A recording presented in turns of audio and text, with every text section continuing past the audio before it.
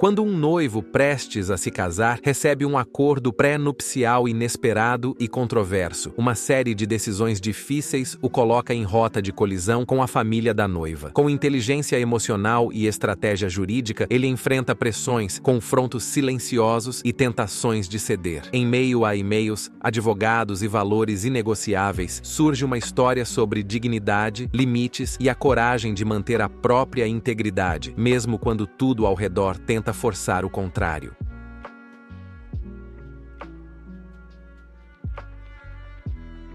O advogado da minha noiva mandou um acordo, querendo que eu abrisse mão de tudo, que eu fiz depois.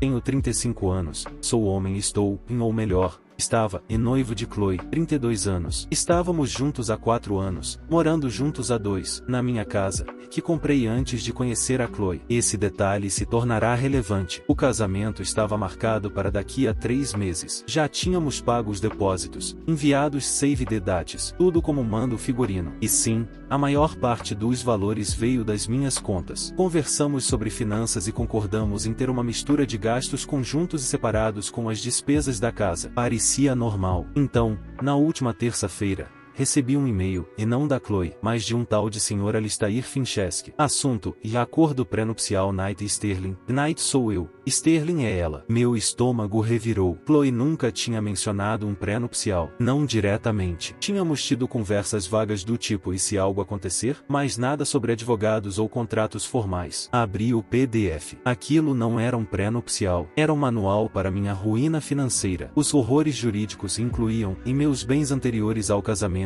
minha casa, um portfólio de investimentos significativo, e continuariam sendo meus. Padrão. Os bens dela antes do casamento, em algumas economias e um carro financiado, continuariam sendo dela. Tudo bem. Mas aí vinha a bomba. Todos os bens acumulados durante o casamento, não importando quem os comprasse ou ganhasse, seriam considerados propriedade exclusiva dela em caso de separação. Minha renda futura, compras conjuntas, em tudo seria dela. Eu teria que renunciar a qualquer direito de pensão ou apoio financeiro, independentemente de quanto tempo estivéssemos casados. Havia uma cláusula mirando especificamente minha renda como freelancer e meus aplicativos. Qualquer coisa que eu desenvolvesse durante o casamento, mesmo que com base em ideias antigas, seria dela. E uma cláusula vaga de estilo de vida, sugerindo que eu teria que manter o padrão de vida atual dela caso, por exemplo, ela decidisse largar o emprego em marketing porque não era mais realizador. Era absurdamente unilateral. Não parecia a Chloe que eu conhecia. Ou talvez fosse um lado dela que nunca me deixaram ver. Não liguei para ela. O e-mail do fim deixava claro que toda a comunicação sobre o acordo deveria ser feita através dele. Entendido. Primeira ligação, em Sarah Miller,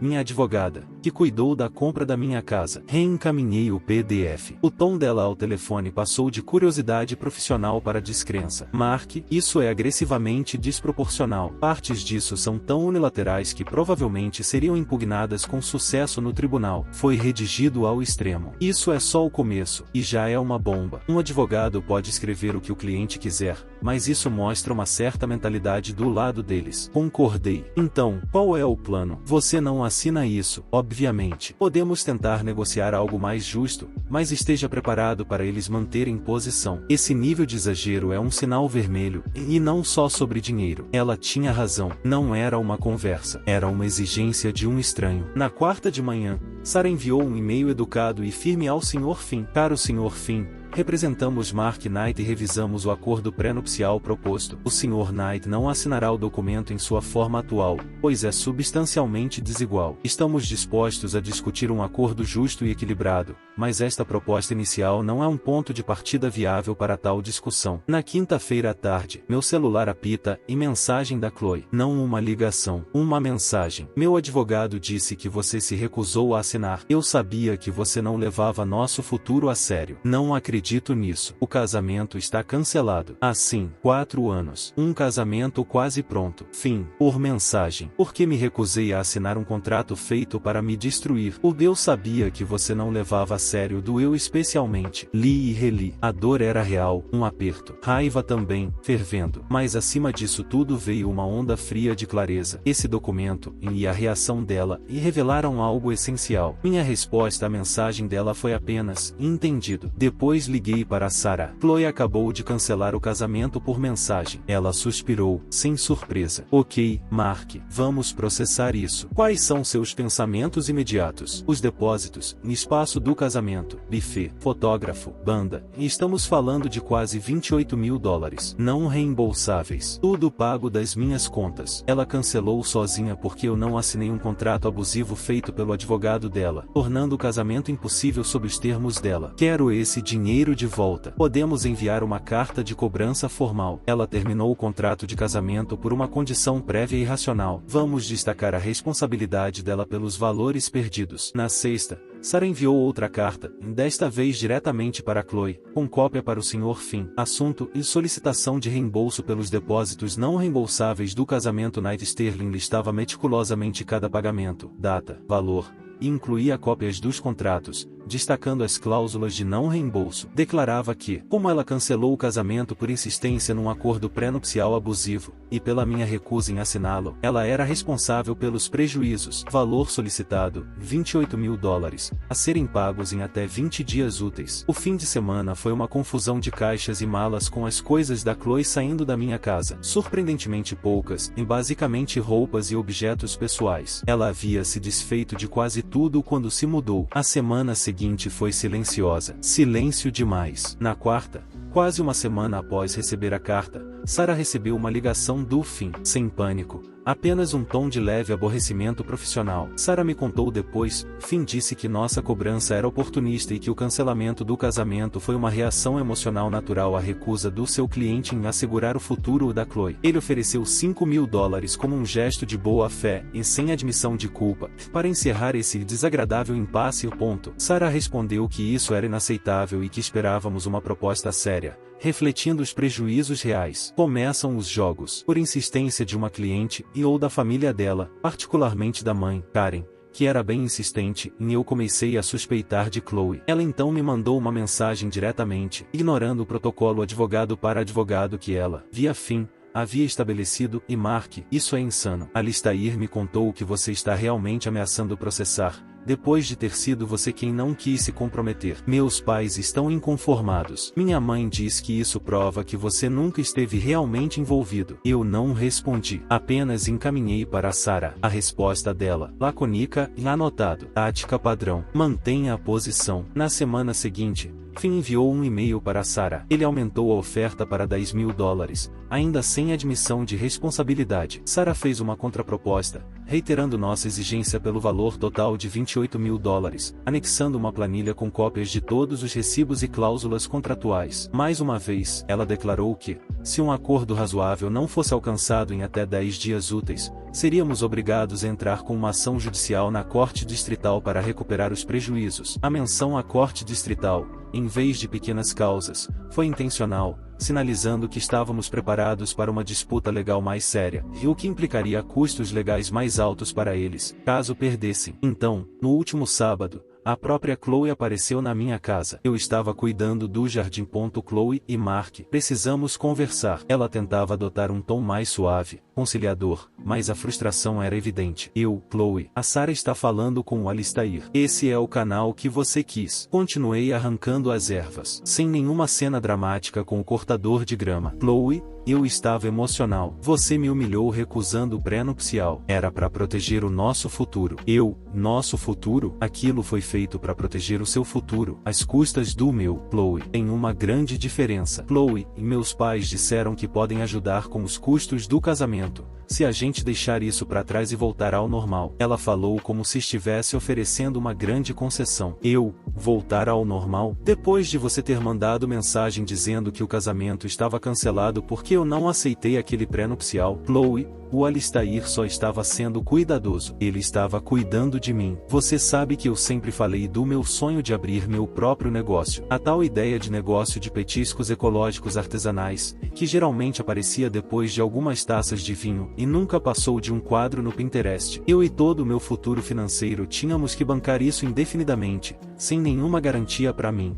Chloe, eu paguei aqueles depósitos. Você cancelou o casamento por uma exigência absurda. É simples. Chloe, e então é isso? Você vai mesmo me processar? Minha mãe está arrasada. Disse que você não é o homem que ela achava que era. Eu, sinceramente, Chloe, depois daquele pré-nupcial, você também não é a mulher que eu achei que era. Ela saiu furiosa. Alguns dias depois, Sarah recebeu outro e-mail de Finn, agora oferecendo $18.000. Era progresso, mas ainda não era suficiente. Ele reclamou da nossa postura inflexível e ameaçou contraprocessar por dano emocional caso prosseguíssemos para o tribunal. Sarah identificou a ameaça como blefe, típico do estilo dele quando estava com pouca base. A narrativa que Chloe estava espalhando entre nossos amigos em comum era de que eu tinha uma vida financeira secreta e me recusava a ser transparente. Daí a necessidade de um pré-nupcial protetivo. A difamação estava ficando criativa. Sarah observou que o aumento constante nas ofertas de Finn, e apesar da postura de enfrentamento, e mostrava que eles queriam evitar um processo real. Eles estavam testando nossa firmeza. Nós demos um prazo final, ou o valor integral, ou entraríamos com o processo. Atualização, em 2 ou 3 semanas depois, o prazo para os $28.000 expirou. A última oferta de Finn foi $22.000,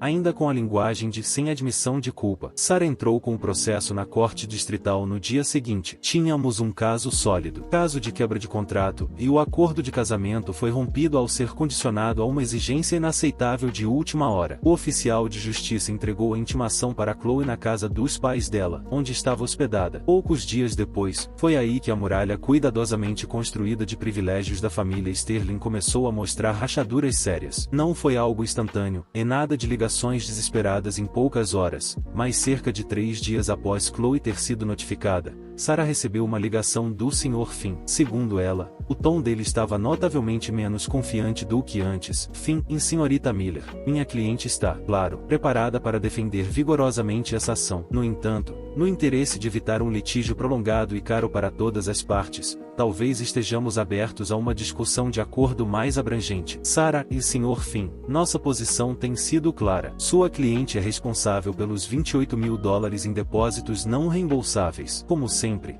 estamos abertos a um acordo que reflita essa realidade. Na semana seguinte, houve uma enxurrada de e-mails e telefonemas entre Sarah e Finn. Finn tentou reduzir o valor, alegando responsabilidade compartilhada pelo colapso do casamento. Sarah manteve-se firme, apontando que o pré-nupcial foi o único catalisador, iniciado por sua cliente. Então, aconteceu algo que só fiquei sabendo depois. O pai de Chloe, Bill, em que até então tinha sido praticamente silencioso, um homem passivo e tranquilo, como sempre achei, e aparentemente resolveu intervir. Uma conhecida em comum, a amiga de uma prima da família Sterling, eventualmente me contou que Bill, ao ver a intimação oficial do tribunal e provavelmente ao ouvir os possíveis custos de uma derrota no tribunal distrital vindo de um fim mais realista, que teria que explicar os riscos para seus clientes, disse a esposa Karen, mãe de Chloe, e à própria Chloe que aquilo já tinha ido longe demais. Ele não era um homem rico, mas valorizava a reputação da família e não permitiria que ela fosse arrastada por um processo público e desastroso, que tinham grande chance de perder. Ao que tudo indica, Bill mandou o Finn resolver a situação de forma sensata e sem mais demora. Essa pressão nos bastidores provavelmente explica a próxima ligação de Finn para Sarah. Finn, em Srta. Miller, meus clientes agora estão dispostos a oferecer os $28.000 completos para resolver o assunto, desde que o Sr. Knight aceite uma cláusula mútua de não difamação e, claro, retire o processo após o recebimento dos valores. Também exigiremos o reembolso das taxas de protocolo e custos relacionados ao serviço. Sarah e Sr. Finn, dadas as circunstâncias, isso soma $650, em um valor que cobre as taxas reais do tribunal, oficial de justiça e algum tempo inicial do paralegal para a preparação. Finn, deixe-me confirmar com minha cliente, mas acredito que podemos seguir com isso. Ele retornou a ligação em algumas horas. Concordaram. Fundos certificados no valor de $28.650 seriam entregues em até 5 dias úteis, junto com o acordo de resolução. O cheque chegou ontem. O acordo, já assinado por Chloe, incluía a cláusula de não difamação. Fui ao escritório da Sarah esta manhã.